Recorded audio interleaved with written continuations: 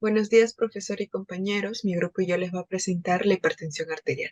Mi grupo está conformado por Jacqueline Díaz, Johanna Tantalián, Carol Segura, mi persona, y Mayra Segura, Paolo Ramírez, Brandon Guerrero y Brian Villanueva.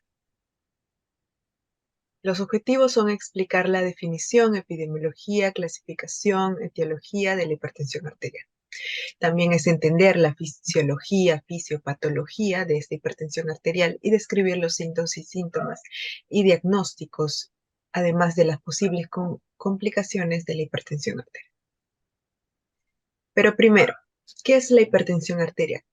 Esta va a ser una patología crónica en la que la arteria va a estar estrecha. ¿Por qué? Por una alta presión arterial, es decir, la fuerza con la que va a ir la sangre contra estas paredes de las arterias, ¿no? Entonces, a una mayor presión va a haber un mayor trabajo del corazón, de su bombeo. Siguiente, por favor. La epidemiología. A nivel mundial, la OMS 2022 nos dice que la prevalencia de hipertensión arterial va a ser del 22%. A nivel de América Latina, va a ser de un 32,3%, en los que Perú se encuentra entre los países con menor prevalencia. En América Latina, las áreas urbanas y rurales, va a destacar las áreas urbanas con un 68% por factores de riesgo que se van a destacar más adelante. Siguiente, por favor. A nivel nacional, según el Instituto Cardiovascular, la hipertensión va a estar relacionada con la edad, con el sexo y la área de residencia. Entonces, ellos hicieron un estudio a 29.422 personas, en las cuales fueron descartando a los adolescentes porque no se llenaba todo su cuestionario, ¿no? Entonces se quedaron con los adultos, de los cuales la mayoría fueron mujeres. Y incluso así destacaron los hombres a nivel de sexo. Ellos hicieron un total estandarizado por edad que fueron 19,2%. Entonces, como dije, el sexo que más destacó es de los hombres, con un 21,6%. El grupo etario, la edad, eh, destacaron de 60 a más años con un 35,3%. La región de residencia se dividió en costa, sierra, selva, en donde costa, Lima metropolitana destacó con un 22,1%. Y área de residencia, como dije, urbana y rural, destacó la urbana con un 18,2%. Ujú. Bien, en cuanto a la clasificación de la hipertensión arterial, vamos a tener a lo que es la hipertensión primaria, que se va a dar pues por del 90 al 95% de los casos, quiere decir que es la más común, ¿no? Estas causas. Estas causas van a ser genéticas, ya que si nosotros tenemos pues parientes que ya han tenido, han sufrido hipertensión, nosotros vamos a tener una mayor predisponibilidad para poder generar o tener esta enfermedad, desarrollarla con el tiempo, ¿no? El consumo excesivo de sal también. ¿Por qué? Porque este consumo de sal también va a crear lo que es una retención de líquidos, como se conoce pues comúnmente, pero vamos a hablar más sobre este factor, ¿no? Este consumo excesivo de sal y qué es lo que va a causar realmente en el cuerpo humano. El consumo excesivo de alcohol también, que es lo eh, que causa, pues, ¿no? Se sube también lo que es la presión arterial, va a elevar la presión arterial, la obesidad también es otro factor y también el sedentarismo, pues, ¿no? En cuanto a los factores o las causas secundarias, se van a dar entre el 5 al 10%, no son tan comunes. Aquí tenemos al hiper o hipotiroidismo, y aquí esta enfermedad pues se basa en la tiroides, en el problema que va a haber, ¿no? Va a haber un aumento de hormonas de tiroides. A eso se le va a llamar hipertiroidismo. Y cuando hay un hipotiroidismo es cuando las hormonas van a disminuir, ¿no? También se puede presentar lo que es la enfermedad renal parenquimatosa, que va a afectar pues al riñón, y el síndrome de Cushing. Este síndrome también es un síndrome hormonal y se debe a que el cuerpo va a estar expuesto demasiado tiempo al cortisol.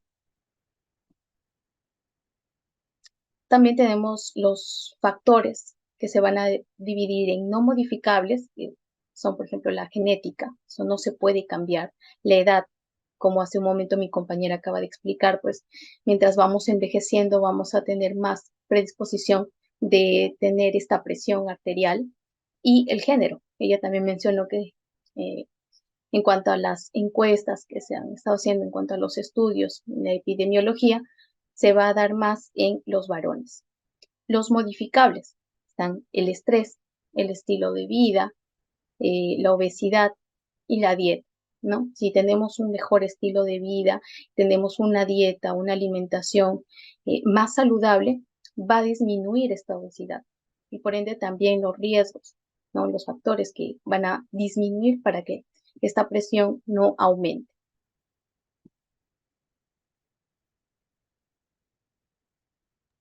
Bueno, pasamos con la fisiología, con la regulación del funcionamiento cardíaco. Pero primero tenemos que saber qué es el gasto cardíaco. El gasto cardíaco va a ser el volumen de sangre que bombea el corazón hacia la aorta por minuto.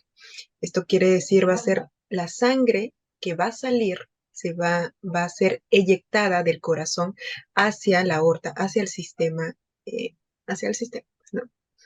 Entonces, esto de acá va a ser influenciado por factores, como es el tamaño del cuerpo. Un ejemplo, no va a ser igual el funcionamiento de un corazón de un bebé con el corazón de una persona mayor, con las necesidades metabólicas en tejidos. Esto es con el funcionamiento de cada tejido. En la edad, como di el ejemplo anterior del bebé con una persona mayor, y del ejercicio físico. A mayor actividad, va a haber un mayor gasto cardíaco. Y si hay un descanso, va a haber un menor gasto cardíaco. Entonces, el gasto cardíaco, el volumen sistólico.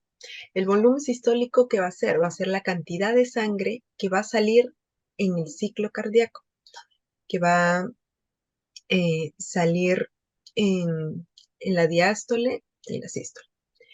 Y la frecuencia cardíaca.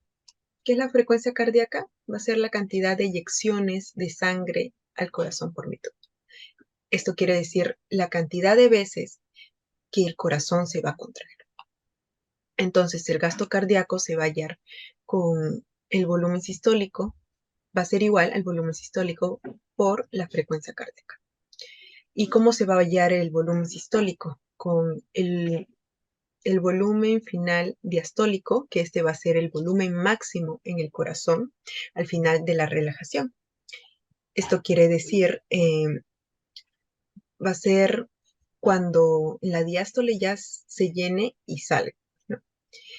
Va a ser menos el volumen final del sistólico, que este va a ser el volumen que queda después de esta contracción, después de la diástole.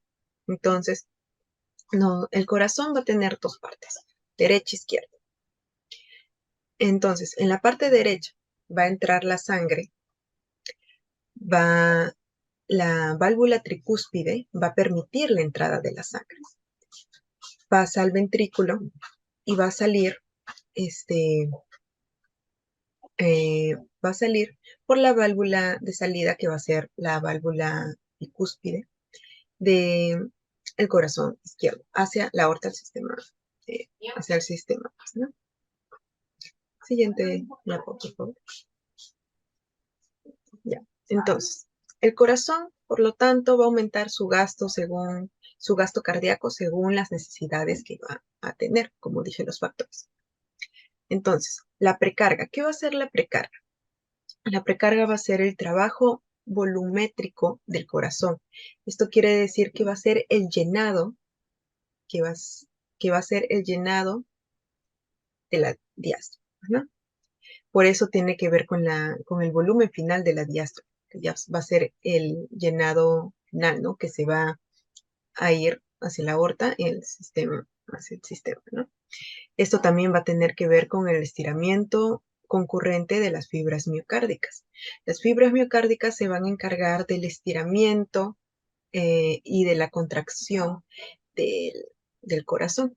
El estiramiento va a hacer que entre más sangre y la contracción va a hacer que la sangre salga, pues, ¿no? Entonces, esto también tiene que ver con la ley de Frank Starling del corazón.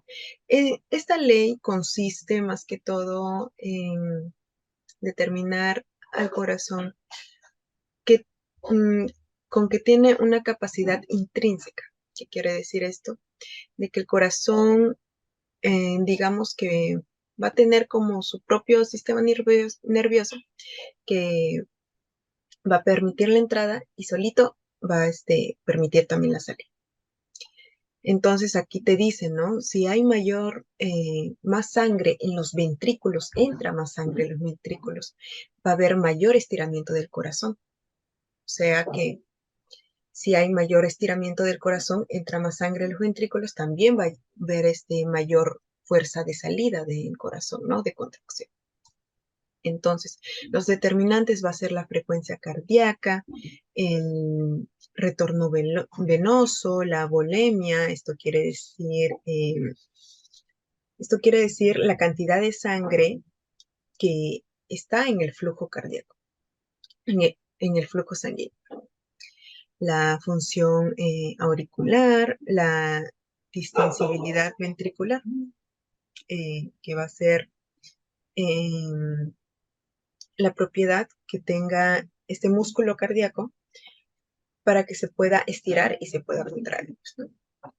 También se va a dividir en poscarga. La poscarga va a ser la presión que impone el corazón desde el inicio de la contracción. Quiere decir, va a ser la fuerza con la que va a oponer la salida de esta sangre. Entonces, se va a dividir en su principal fuente de la poscarga, va a ser la presión arterial sistémica del corazón izquierdo y la presión arterial pulmonar del corazón derecho. Sus determinantes van a ser radio, grosor, volemia. Esto va a depender, digamos, si hay mayor grosor de una arteria, va a haber menor volemia. Esto quiere decir que va a haber menor cantidad de sangre en el flujo sanguíneo, ¿no? Pasamos a la contractibilidad cardíaca. La contractibilidad cardíaca va a ser la capacidad para cambiar la fuerza de contracción. Esto va vinculado un poquito más a las fibras, pues, ¿no? A las fibras miocardíacas que dije que se estira, que va a permitir el estiramiento y la contracción de este músculo de corazón, ¿no? Entonces, sus propiedades biofísicas y bioquímicas van a estar vinculadas con la regulación, la interacción, ¿no? Y aquí justamente se ven, pues, ¿no? Las dos fibras, que es la actina y la miosina. Se van a encargar, como dije, del estiramiento y la contracción del corazón. Entonces, los inotrópicos. Los inotrópicos, ¿qué van a hacer? Van a estimular, ya, para que se dé esta contracción, pues, ¿no? Entonces, si los inotrópicos son positivos, se va a dar una estimulación simpática. Esto quiere decir que va a entrar más calcio. Va a dar una contracción.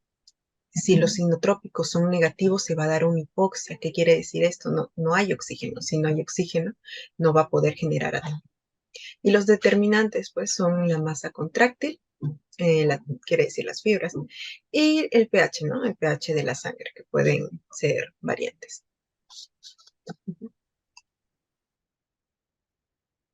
Bien, continuamos con la fisiología y vamos a hablar sobre la hemodinámica. Entonces, la hemodinámica viene de la palabra hemos, que quiere decir sangre, y la palabra dinámica, que quiere decir movimiento. Entonces, ¿qué nos quiere decir esto? Que es el estudio de cómo la sangre se va a fluir a través del sistema circulatorio. Y se va a estudiar aquí lo que es la presión de la sangre, la resistencia y también el flujo sanguíneo. Para esto tenemos principios, que es la ley de Ohm, que es el flujo sanguíneo va a ser igual a la diferencia de la presión sobre la resistencia y la resistencia va a ser igual a la diferencia de la presión sobre el flujo sanguíneo. Y también vamos a tener acá la fórmula que es la diferencia de la presión va a ser igual al flujo sanguíneo por la resistencia. Entonces tenemos aquí que la presión y la resistencia y el flujo. Vamos a ver sobre la gradiente de presión. ¿Qué nos quiere decir esta gradiente de presión? Esta se refiere a la diferencia entre dos puntos en un sistema. Por ejemplo, aquí tenemos el punto 1 y el punto 2. Entonces, se va a medir lo que es la resistencia entre estos dos puntos, ¿no? Y esto es esencial para que la sangre pueda fluir con normalidad. Vemos aquí que está saliendo pues el flujo sanguíneo. La resistencia en serie. Esta resistencia en serie es un circuito eléctrico. Esto quiere decir que los componentes van a estar conectados uno después del otro, de manera que la corriente eléctrica debe pasar en secuencia a través de cada uno de ellos en forma paralela.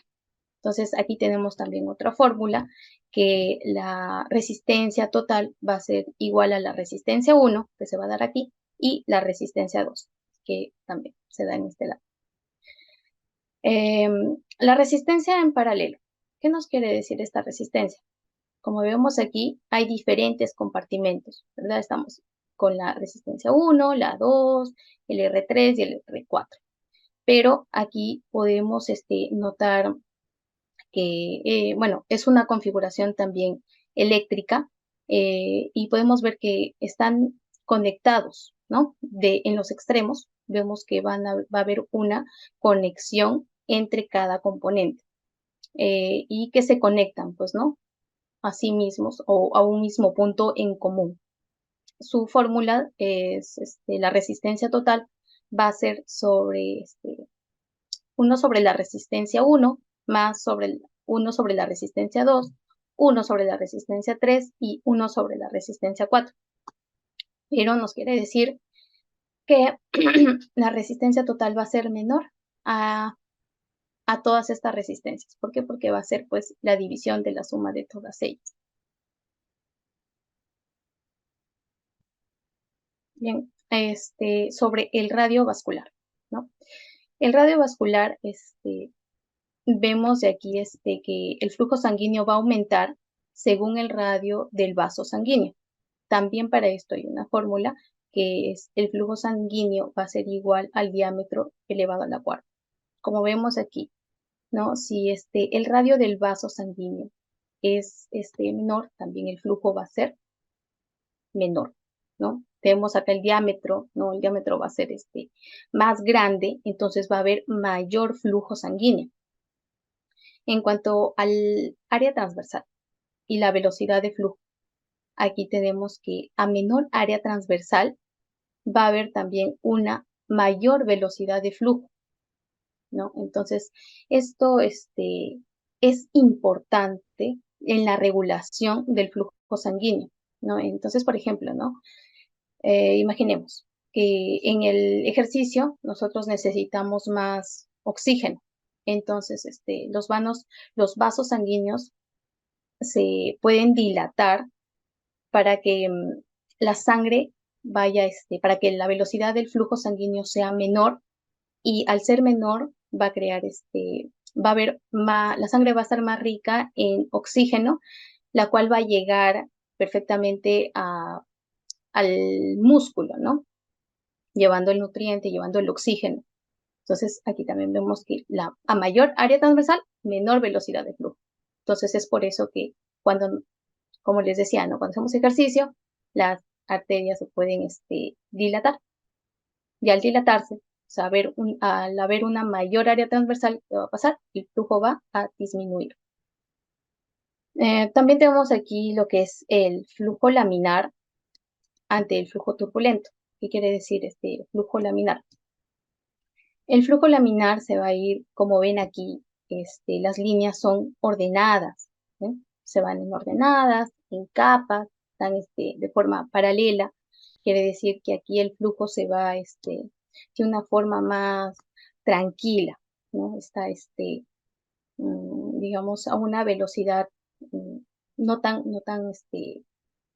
no es tan fuerte, ¿no? La velocidad, porque está yéndose tranquilo. En cambio, el flujo turbulento, vemos que se va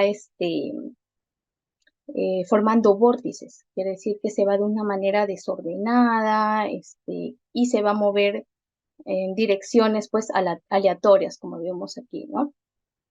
Esto se va a dar en lo que es este, cuando hay una velocidad de flujo y también cuando hay una viscosidad o cuando hay una reducción del diámetro vascular, porque como les había estado explicando, pues, ¿no? Si hay una reducción vascular, ¿qué va a pasar? Si se reduce, entonces el flujo va a ir más rápido, pero si, y eso también tiene que ver con lo que es el grosor, si es más, el grosor es más grande o tiene más capas, entonces, ¿qué va a pasar? Que el flujo sanguíneo va a ir más lento.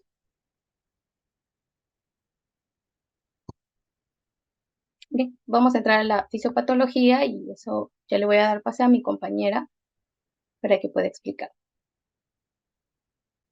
Bueno, seguidamente de la fisiología, vamos a hablar acerca de la fisiopatología, pero para eso tenemos que tener en cuenta los mecanismos de la hipertensión arterial. Aquí podemos observar en la imagen que hay una fórmula, que significa la PA, presión arterial, la GC, gasto cardíaco, y la RBD, resistencia periférica. Para entender un poquito, vamos a enfocarnos primero en el gasto cardíaco.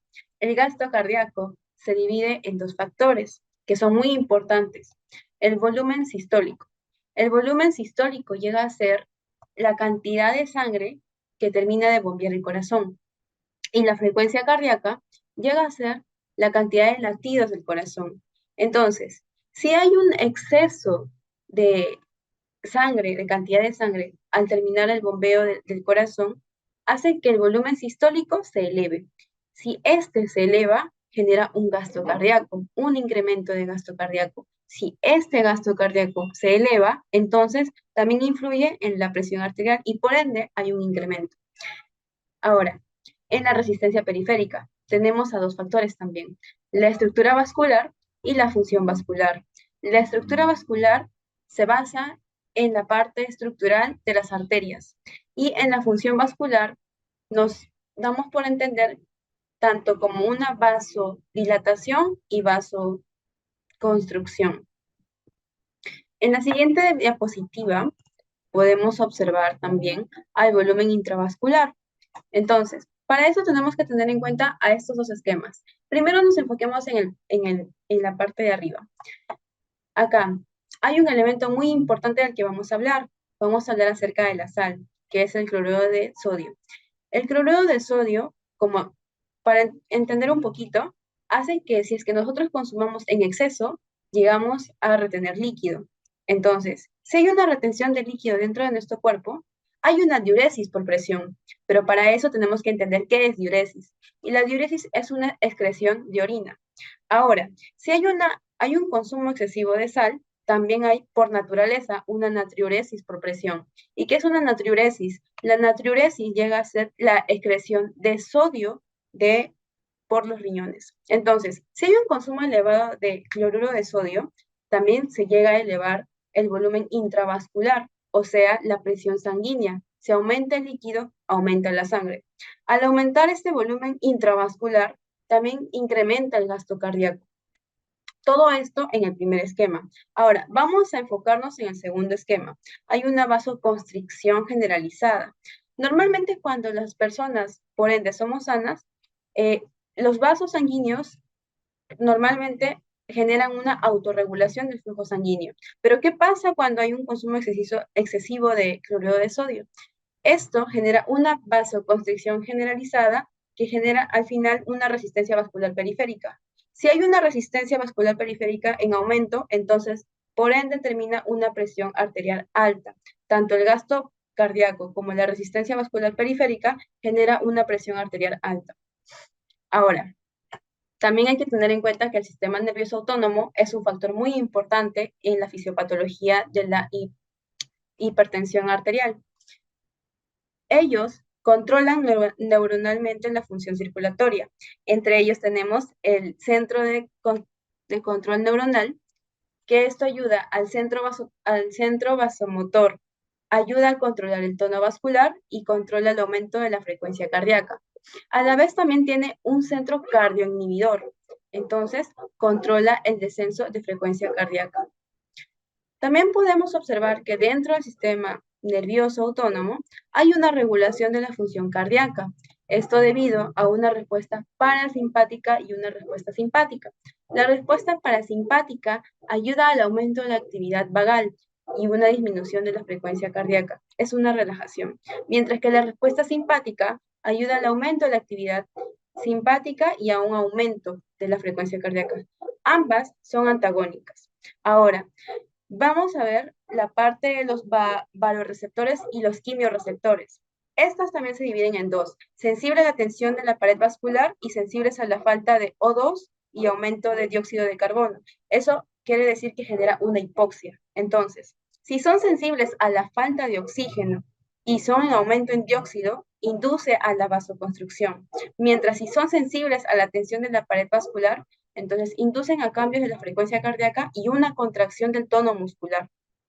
Ahora, en la regulación de la función vascular, podemos ver que mantiene el estado de la actividad tónica, una constricción parcial en reposo, un aumento de actividad simpática y las fibras vasodilatadoras simpáticas en vasos sanguíneos del músculo induce, en el aumento de la actividad simpática, induce la constricción de algunos vasos sanguíneos. Entonces, damos por entendido que el sistema nervioso llega a tener el control de casi la gran mayoría de los receptores.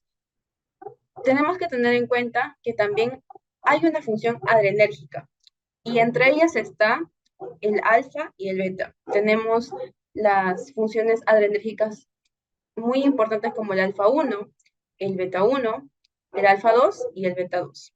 Y entre ese sistema nervioso también tenemos a tres hormonas muy importantes, que son la adrenalina, noradrenalina y la dopamina.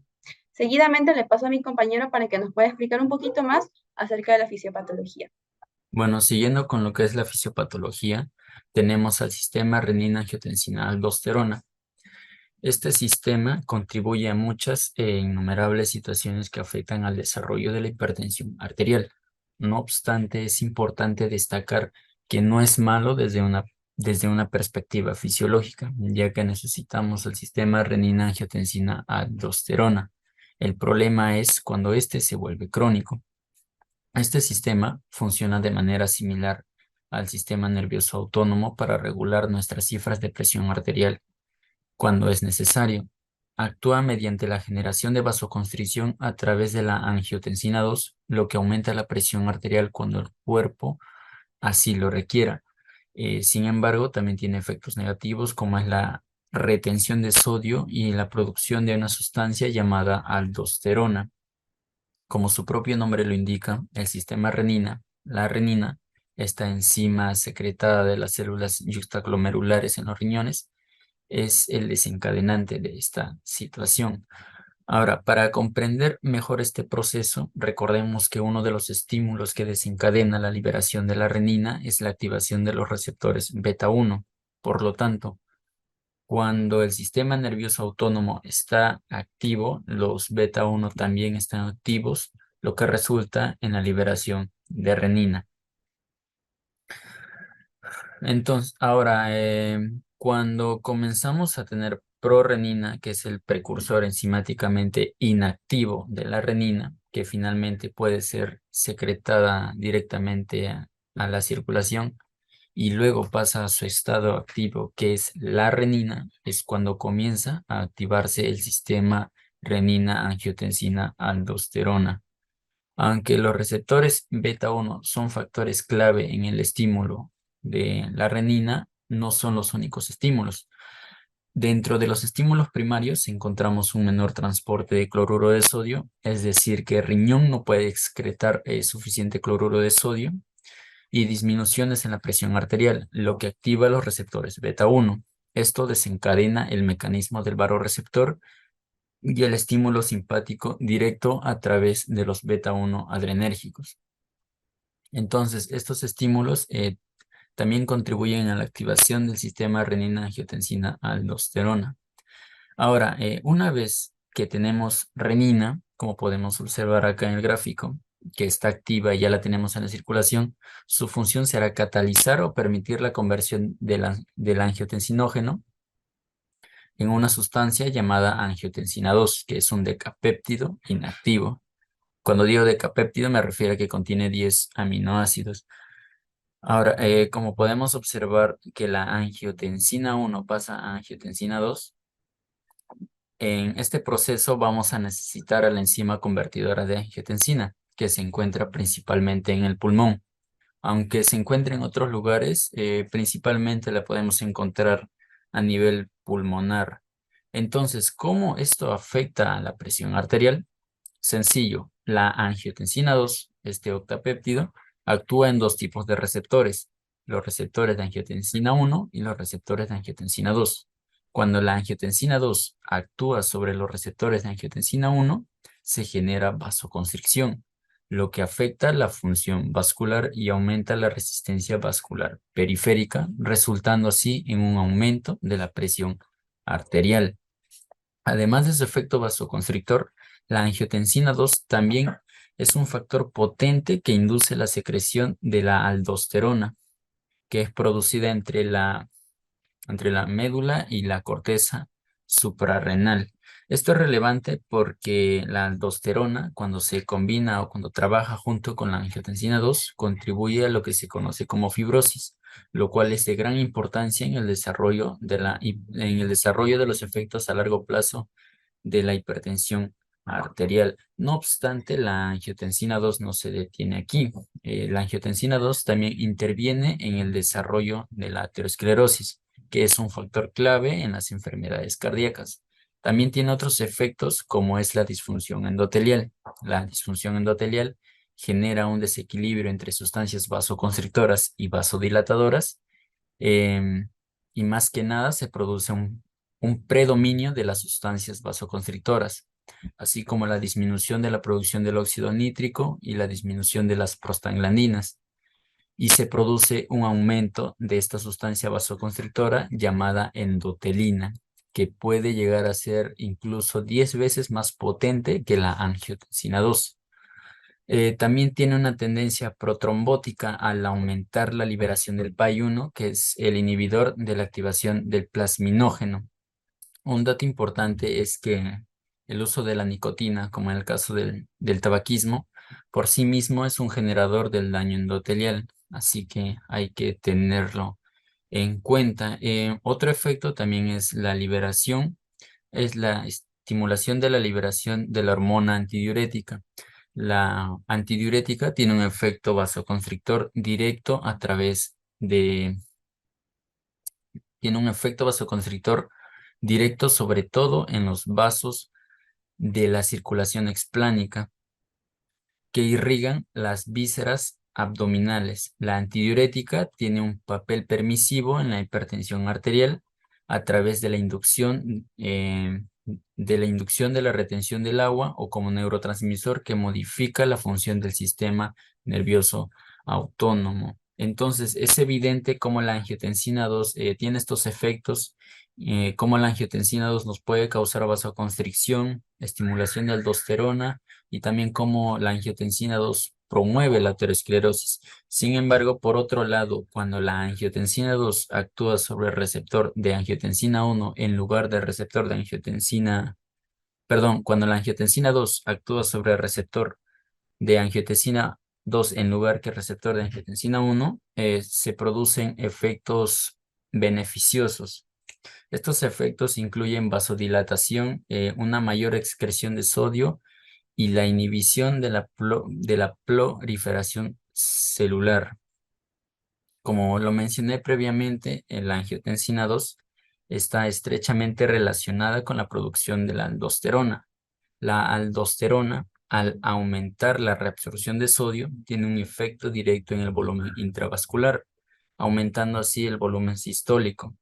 Y si hay un aumento del volumen sistólico, hay un aumento del gasto cardíaco. Y si hay un aumento del gasto cardíaco, hay un aumento de la presión arterial.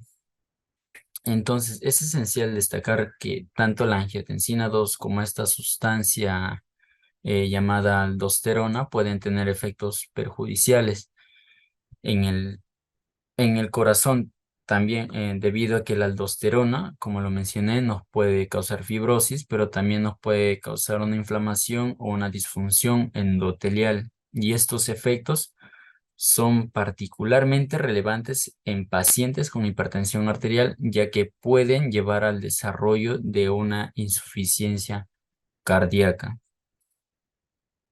Es muy importante estar atentos a los signos de alarma, ya que la hipertensión es una enfermedad silenciosa. Esto quiere decir que no siempre va a estar presente los síntomas. Por eso debemos estar atentos a estos signos y síntomas. Podemos encontrar el vértigo, la visión borrosa, zumbidos en el oído, la fatiga, debilidad muscular, náuseas, vómito, oleadas de calor, hemorragias nasales y visión borrosa. En el diagnóstico, acá en la tabla, podemos observar la clasificación de la presión arterial en consulta. Podemos definirlo en diferentes categorías. En la primera podemos encontrar la presión arterial óptima, que es de 120 sobre 80 milímetros de mercurio. Esta es un riesgo bajo del desarrollo de la hipertensión arterial y una recomendación sería que se haga un chequeo cada 5 años, al menos. En la normal, la presión arterial normal, podemos encontrar que es de 120 a 29 milímetros de mercurio sobre 80 a 84 milímetros de mercurio. Este tiene un riesgo moderado de desarrollo de la hipertensión arterial y se le recomienda hacerse un chequeo cada 2 o 3 años. Luego encontramos la presión arterial normal alta, que es de 130 a 139 milímetros de mercurio sobre 80 a 85, de 85 a 89, perdón, milímetros de mercurio. Este es un riesgo alto de desarrollo de la hipertensión arterial y, bueno, recomendación sería hacerse anualmente un chequeo. Luego encontramos ya la presión arterial arriba de 140 sobre 90. Podemos decir que se puede confirmar una, una hipertensión arterial fuera de la consulta, pero ¿cómo? Mediante el mapa o el AMPA. ¿Qué es eso? Bueno, más adelante voy a explicarles en la exposición. Bueno, tradicionalmente el diagnóstico de la hipertensión arterialmente se basa en la medición de la presión arterial en la consulta médica en múltiples ocasiones. Pero diferentes guías nos indican números de mediciones que varían entre sí. Podemos encontrar el informe norteamericano que nos da un promedio de 2 o más visitas. Y si las dos primeras tomas varían de mayores de 5 milímetros de mercurio, es necesario tomar lecturas adicionales. La OMS nos pide hacer mediciones múltiples, efectuándolo en días distintos. Las guías británicas nos dice que es necesario hacer 2 o más mediciones en cada visita hasta en 4 ocasiones. Las guías chilenas nos pide al menos realizar 2 mediciones en cada brazo, separados al menos de 30 segundos, en días distintos y en un lapso no mayor de 15 días. Bueno, el procedimiento de la medición de la presión arterial. Estas tienen sus determinantes. Primero, debe hacerse a toda persona mayor de 18 años, tomarla cada 5 años si la presión arterial es menor de 120 sobre 80 milímetros de mercurio y si la persona no cuenta con factores de riesgo. Se le debe tomar anualmente si presenta un factor de riesgo o el paciente tiene una presión entre 120 sobre 80 y 139 sobre 89 milímetros de mercurio. ¿Cómo hacer una medición adecuada? Bueno, ahora cualquiera puede hacer una medición, pero no la correcta. Primero, la persona no debe fumar, ni comer, ni hacer ejercicio 30 minutos antes. La habitación debe estar silenciosa, una temperatura confortable, debe haber un descanso de 3 a 5 minutos después de cada medición y no hablar durante la medición. Bueno, la persona debe estar con la espalda apoyada, los pies sobre el suelo, este, el brazal a la altura del corazón, el brazo desnudo y apoyado. Además, el brazal debe ser adecuado al tamaño del brazo de la persona. Bien puede ser pequeño, grande o mediano. La medición de la presión arterial en consultorio. Esto se requiere al menos de 2 o 3 visitas en intervalos de 1 a 4 semanas. Ojo, no se debe hacer un diagnóstico en una sola visita a una persona, al menos que ésta tenga una presión mayor de 180 sobre 110 milímetros de mercurio. Y si es posible, a la persona se le debe hacer un chequeo, un seguimiento exhaustivo, incluso hasta en su hogar, mediante el mapa o el AMPA. Pero hay muchas personas que, por ejemplo, van a un consultorio y tienen la presión elevada, pero cuando están en sus casas, la presión es baja, o viceversa. Cuando están en sus casas, la presión es alta y cuando van a un consultorio, la presión es baja. A esto se le conoce como la hipertensión de bata blanca o o la hipertensión enmascarada. Bueno, en la hipertensión de bata blanca es decir, de 10 a 30% de pacientes acuden por esto. Además, es un riesgo cardiovascular intermedio. Se requiere de múltiples medidas de presión arterial en la consulta. No requiere de tratamiento de inicio, o sea, no requiere de fármacos, pero si la persona tiene factores de riesgos, ahí recién se requiere tratamiento. Y una recomendación sería que cambie su estilo de vida, que se haga un control anual, porque si no, en un futuro podría producir una hipertensión. Bueno, en hipertensión enmascarada es del 10 al 15% de pacientes que acuden por esta presión. Además, también es un riesgo cardiovascular muy similar a los hipertensos y se requiere de múltiples medidas de presión arterial en consulta. Y si, y sí se necesita de un tratamiento inicial, un tratamiento de un médico. Para estas personas se les necesita un seguimiento del AMPA o del MAPA, de un mapeo. Bueno, ¿qué es el AMPA? Ahí nosotros debemos enseñar a la persona a hacer su medición en la mañana y en la noche por un promedio de 3 a 2 días. Si la presión está de 135 sobre 85 milímetros de mercurio, ahí se diagnostica hipertensión arterial. Pero si la persona puede ir a un centro de salud nivel 2 o nivel 1, se le puede realizar un mapeo de 24 horas, donde la persona va con un dispositivo que va con él siempre 24 horas. Se le hace una medición de la presión cada 15 minutos durante el día y durante la noche cada 30 minutos. ¿Y cómo determinamos si es un buen examen? Pues se hace 20 mediciones adecuadas en el día y 7 mediciones adecuadas durante la noche. Bien, en cuanto a las complicaciones, como ya hemos visto, va a haber, si no se controla de manera pues inmediata esta presión arterial, ¿no? Y se deja, pues lo que vaya pasando, que es lo que puede traer como consecuencia también es un accidente cerebrovascular. Puede ser hemorrágico, que quiere decir que va a haber una ruptura de los vasos y puede causar derrames y coágulos cerebrales, ¿no? El isquémico, si va a haber una disminución de la circulación de la sangre, se va a haber una disminución en cuanto al volumen del flujo sanguíneo, que también puede causar ceguera, ¿no? La arteriosclerosis.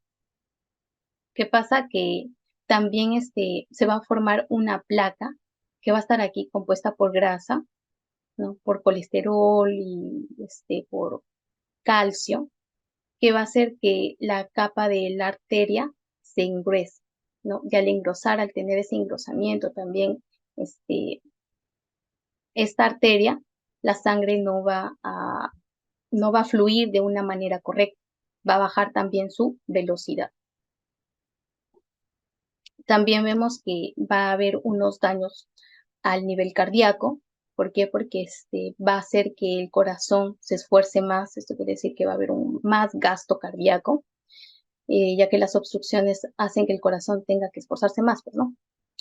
Y esto puede provocar una angina de pecho, que es dolor, insuficiencia cardíaca, ¿no? Un infarto de miocardio también, ya que también puede haber, como les decía, un engrosamiento de las paredes del miocardio, ¿no? Si también se engrosan estas paredes del miocardio, va a disminuir también el flujo sanguíneo, ¿no? La sangre que va a ser bombeada va a disminuir.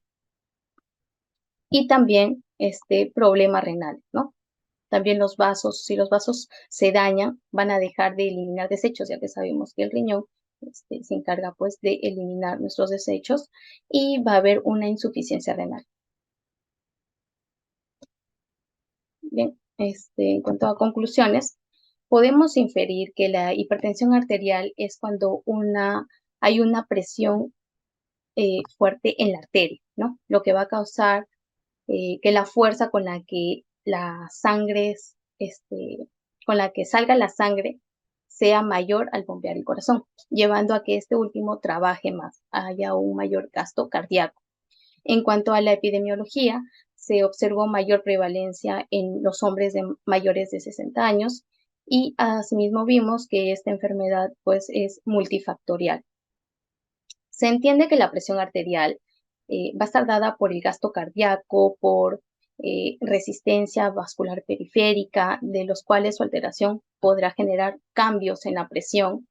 Asimismo, la presión arterial va a estar regulada también por diferentes sistemas del organismo, donde están los principios del flujo sanguíneo, la hemodinámica del flujo, los sensores y reflejos neuronales, ¿no? La patología llega cuando estos sistemas de regulación van a ser quebrantados de manera sostenida por algunas causas que sean ya subyacentes o no, generando complicaciones a nivel sistémico si es que no se tratan pues a tiempo. Describimos que los signos y los síntomas más relevantes van a ser los dolores de cabeza, la fatiga, las palpitaciones y también otros síntomas más variando de acuerdo al grado que se tiene la hipertensión arterial.